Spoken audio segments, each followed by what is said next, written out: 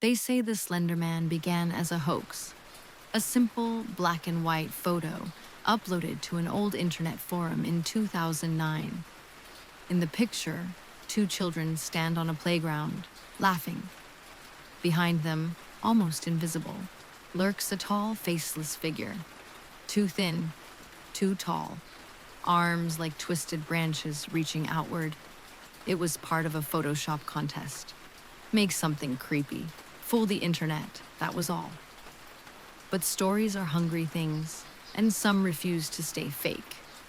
In old German folktales, they called him der Grossmann, the tall man, a figure said to haunt the dark woods and steal away misbehaving children. 16th century woodcuts show shadowy men with two long limbs, arms unnaturally bent, faces blank. Appalachian legends whisper of the branch man, a faceless giant lurking near the scenes of missing child cases. Even in ancient cave drawings, some claim to see hints, a stick figure with far too many arms. No one connected these pieces until the internet came along and gave him a name, Slenderman. By 2010, the Slenderman myth spread like wildfire. Forum posts, creepypastas, fake sightings, blurry photos, shaky videos uploaded at 3 in the morning. People wanted to believe, and the more they posted, the deeper the legend grew. He caused memory loss. He stalked those who noticed him. He crept into minds, driving children mad, making them disappear. The Marble Hornets web series emerged, spinning a fictional documentary about tapes haunted by Slenderman. Or at least, it was supposed to be fictional. Then, in 2014, the legend slipped from screens into real life. Two 12-year-old girls lured their friend into the woods near Waukesha, Wisconsin, stabbing her 19 times and leaving her for dead.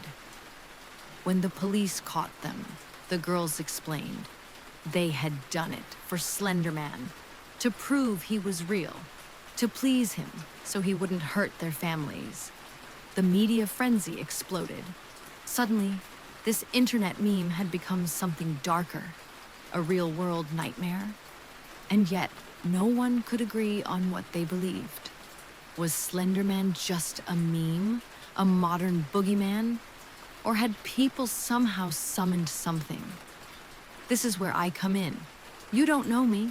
Maybe that's for the best. I'm no ghost hunter, no internet sleuth. I was just an ordinary person. Until I inherited a nightmare. A few years ago, my uncle disappeared. He lived alone in a cabin near Black River Falls, Wisconsin. No body was ever found, and the police ruled it an accident. I was left with his house, his belongings, and his secrets. In his attic, I found the journals, dozens of them, worn, yellowed, crammed with frantic notes. Pages upon pages obsessing over Slenderman. Old, grainy photos showed pale, towering shadows in the background. Maps of nearby woods and caves were marked with red ink. Thin Man, seen here, 1978. Whispers in the Trees, 1982. Patterns matched German myths. I should have burned it all, but instead, I read every page.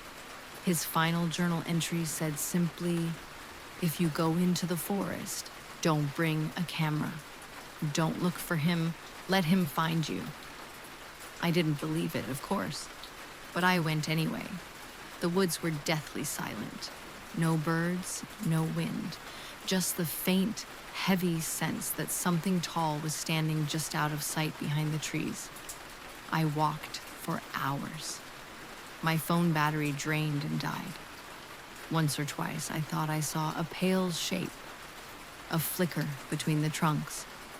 Something too thin, too tall. But whenever I turned, it was gone.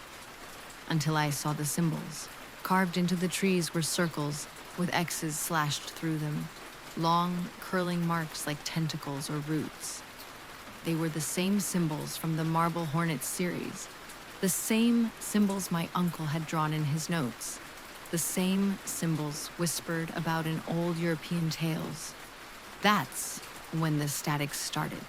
Not on my phone, not on a radio, but inside my ears. I ran. I don't remember how I got out. I left the forest that night, but something followed. Now I see him sometimes, tall, thin, motionless, at the corner of the street, across an empty field, reflected faintly in a window. I don't tell anyone. Who would believe me? They say Slenderman is just a meme, just an urban legend. But legends don't need to be real to hurt you. They only need you to believe. Or worse, to wonder. Because stories, you see, are like infections. And once you've let him in, you're never quite alone again.